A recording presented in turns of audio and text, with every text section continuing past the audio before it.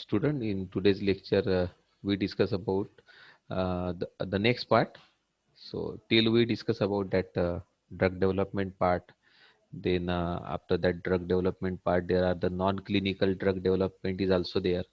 In that non-clinical drug development, we discuss about in silico, in vivo, and in vitro. So there are the clinical and non-clinical drug development parts are there. After that drug is developed, its uh, non-clinical development part should answer the following questions. Does it work? Means uh, it is having the required pharmacological action, means efficacy, how much it have efficacious, then how it will be delivered and how will the body react, that is the profiling, means dose, how we can enter into the human being and how it will act into the human being.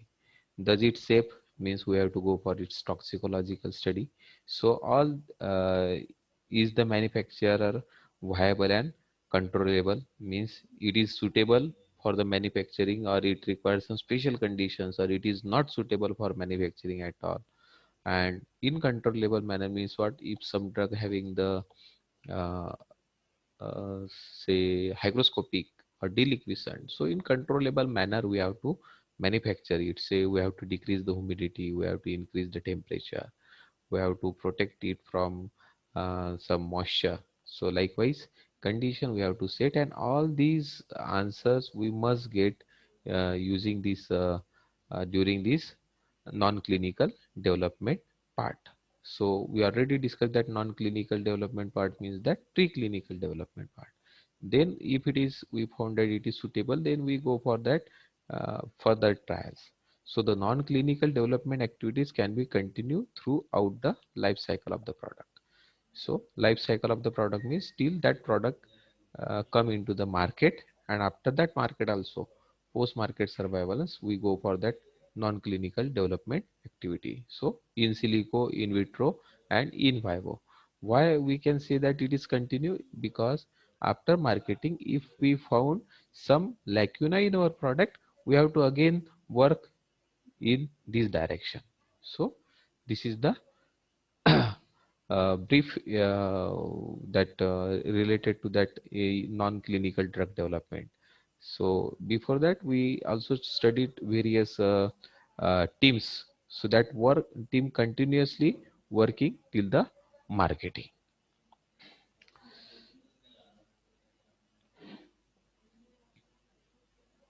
Then when we talk about that development of the drug, we have to study its pharmacology of that particular new moiety. Pharmacology means what? It is the effect over the living system, means that effect of drug over the living system. So in pharmacology we broadly classified it as the pharmacokinetic and pharmacodynamics, and also that toxicology is also there, pharmacology and toxicology. So in next part we discuss about that toxicology. So what are the various pharmacological approaches for the drug discovery? So this pharmacology, it holds all aspects of drug discovery, from interaction between the drug molecule and its target. Target means here we can say that the receptors, or that some organs contains receptors. So they first bind with that receptor drug molecule and it will give pharmacological action, or it may give toxicological equation, or it may not give any pharmacological action also. So its target to consequence of placing the drug in the market, means if it is having the suitable and required acceptable pharmacological action, it will be placed into the market. So this pharmacological activity is very important, or it is very important for the study. When we talk about this pharmacological activity, so what are the various components of pharmacological activity? Number one is the selectivity testing. Second one is the pharmacological profiling of that particular drug. Then safety pharmacology. Next one is the testing animal model of disease, that particular disease, we have to create an animal model. Say if we want to prepare, we want to study the anti-inflammatory activity of that particular drug.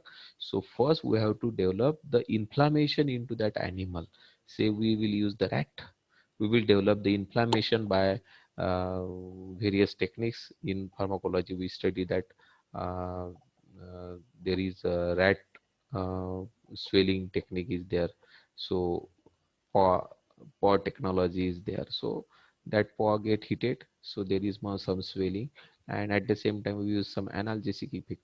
So that due to that threshold effect, that rat doesn't feel any heat for some times. There is increase in that threshold. So likewise, we have to test that particular drug into the animal model.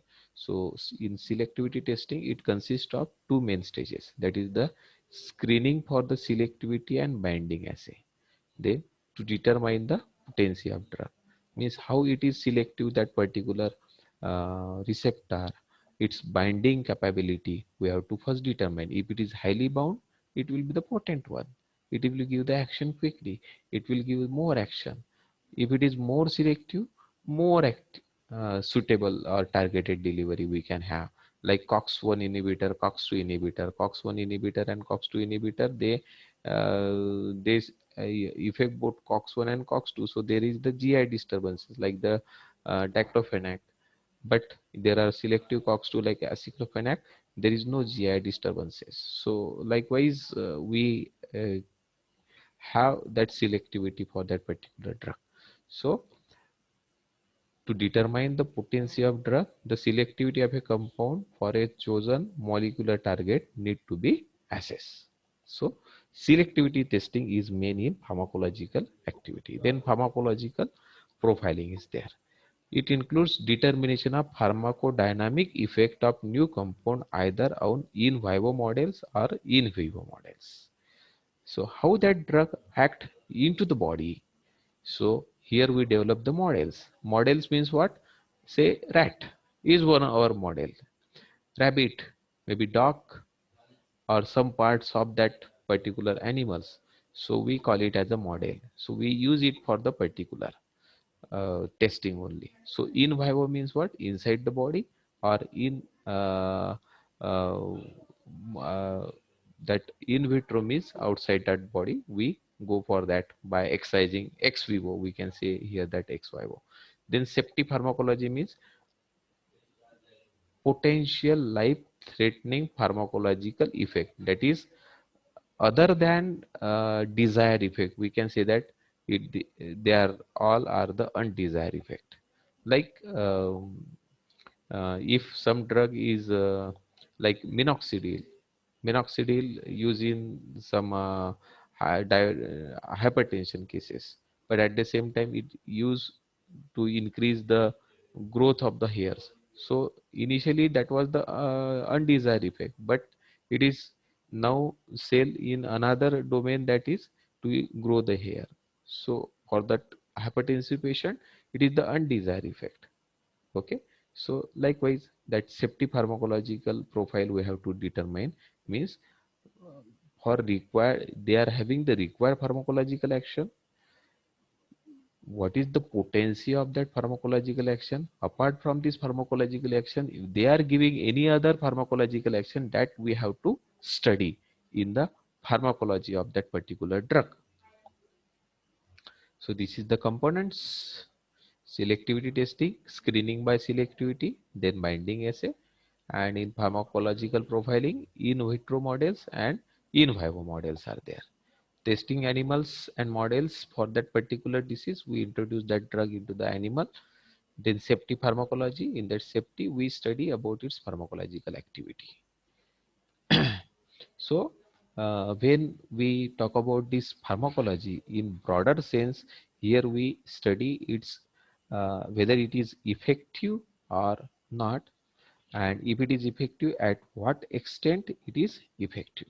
So the aim maybe for this pharmacological profiling is to answer some question like, do the molecule or cellular effect measure in screening assay actually give rise to the predicted pharmacological effect in intact tissue and whole animal.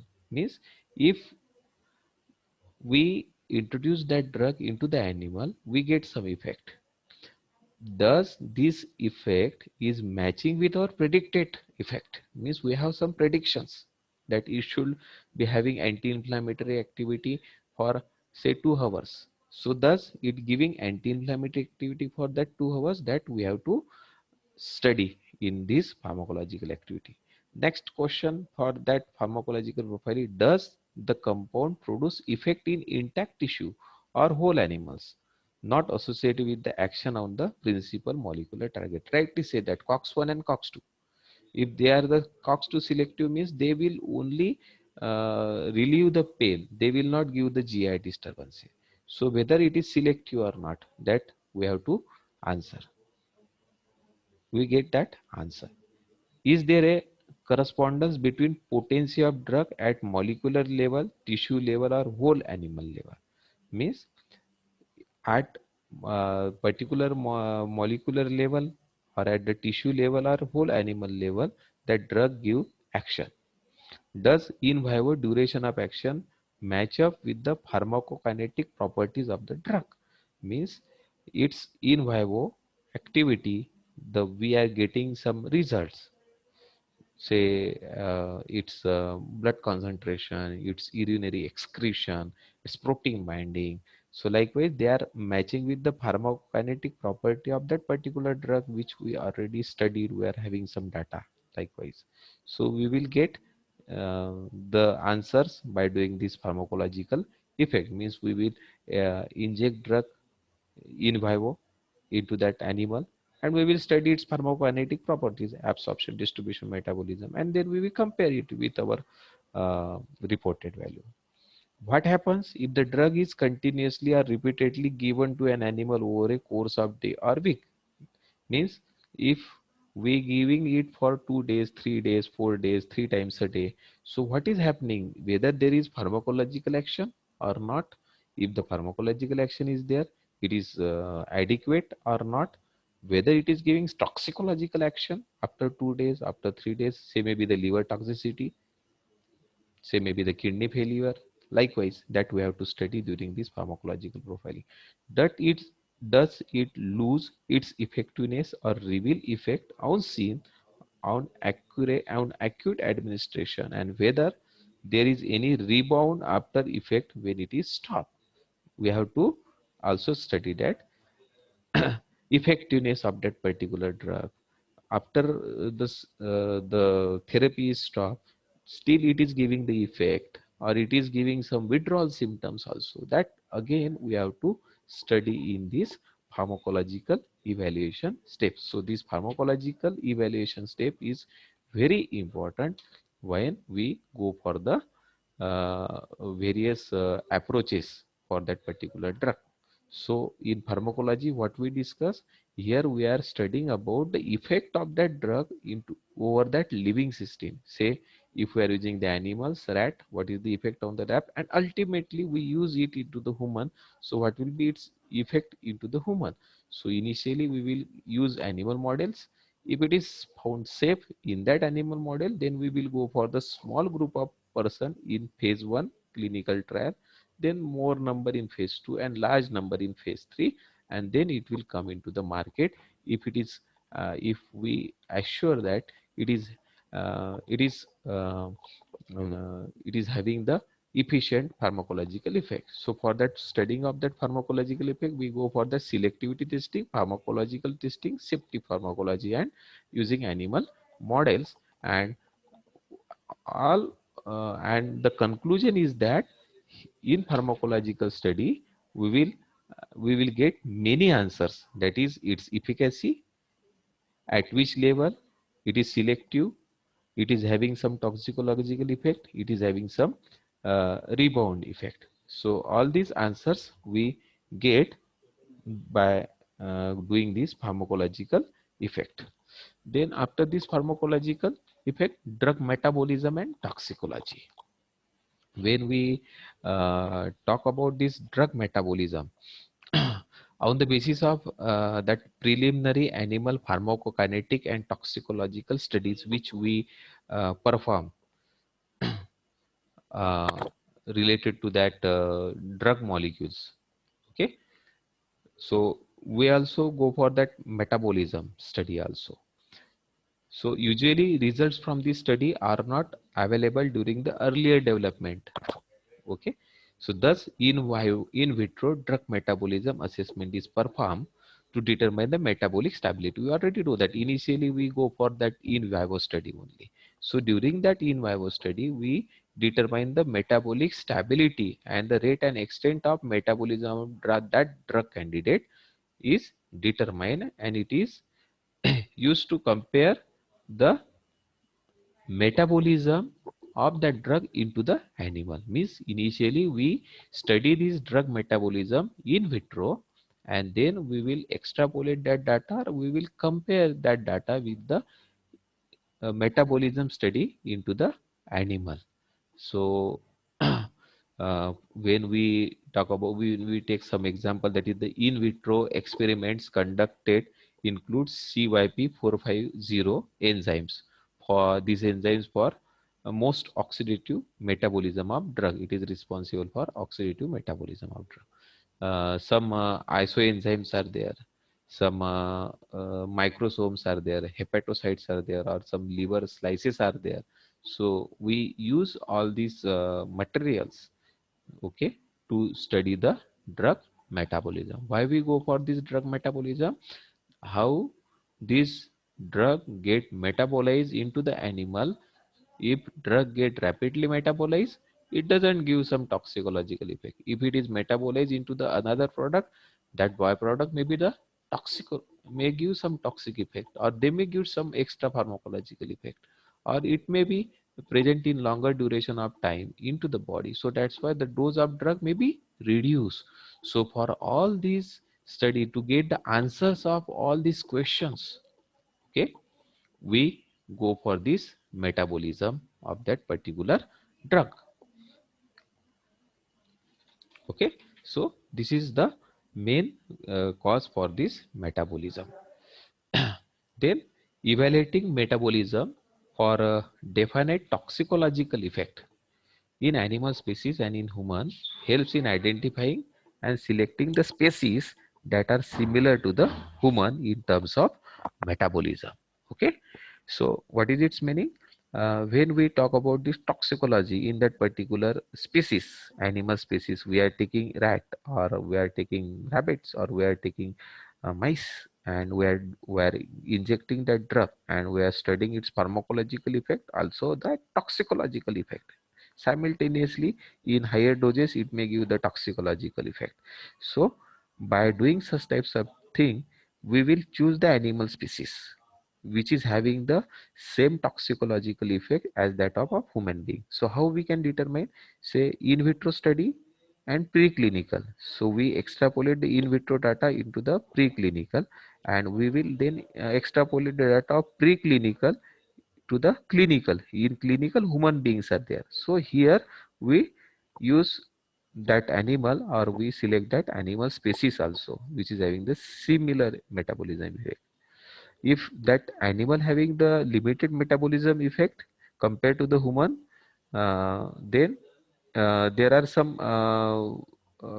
biological activity also related, like metabolism problems. There may be the different metabolism problem in human and in animal also. So we have to, while doing this toxicological study, we have to choose a suitable model which is having the similarity with that of human being. Then next one is the toxicology. Metabolism after toxicology. If drug get metabolized properly, so there may not be the toxicology.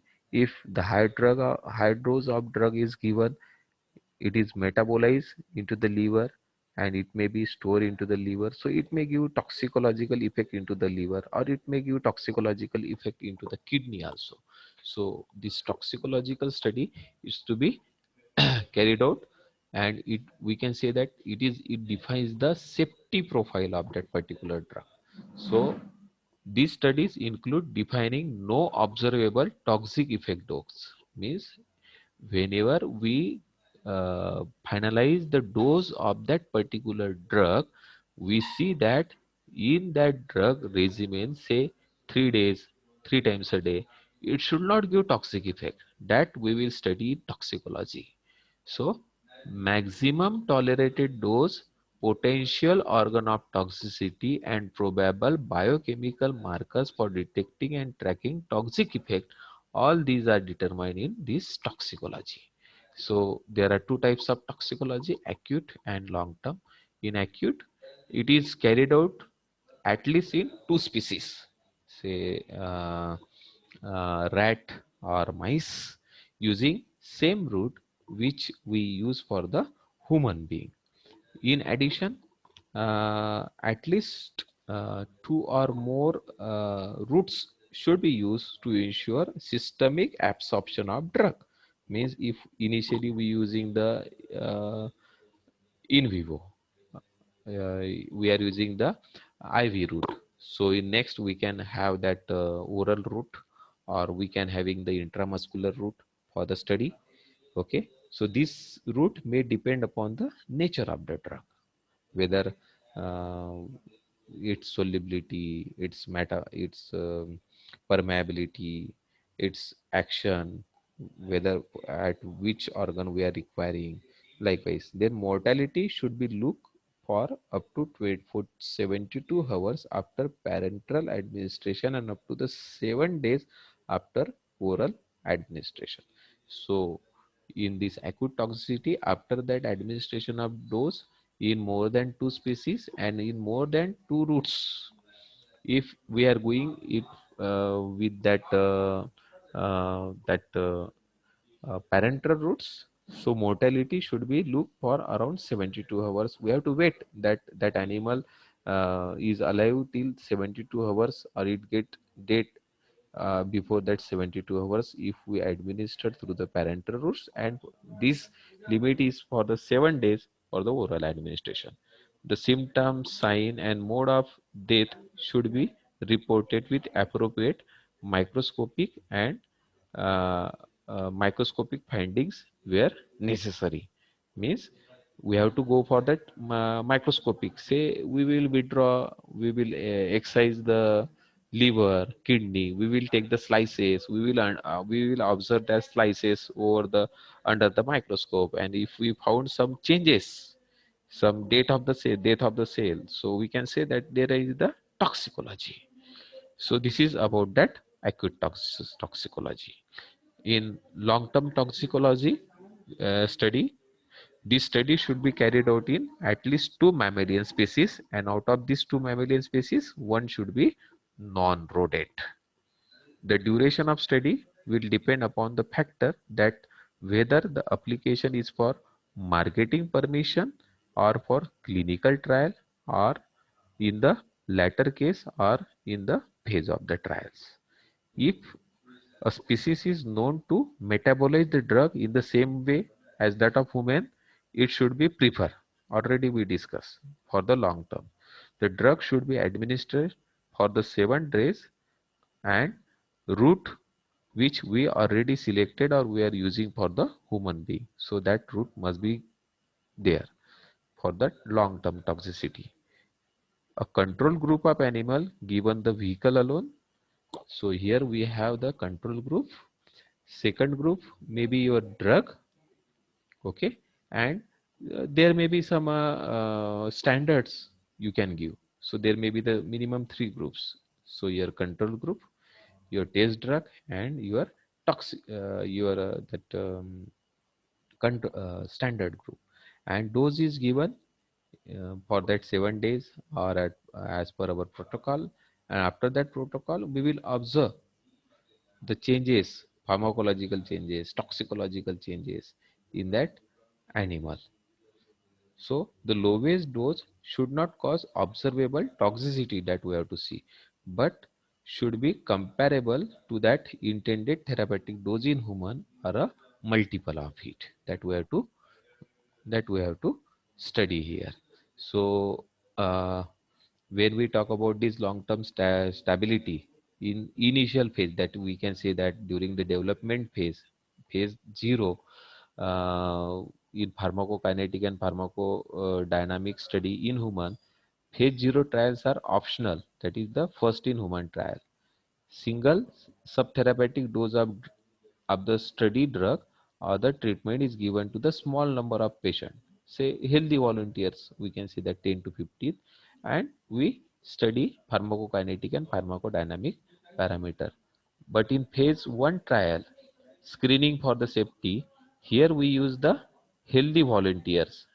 Okay, here we a small people group of peoples are there, 20 to 80, and here we go give the dose and we will study their uh, effect, whether they are giving toxic effects or not. In phase 2, establishing the preliminary efficacy of the drug, usually against a placebo.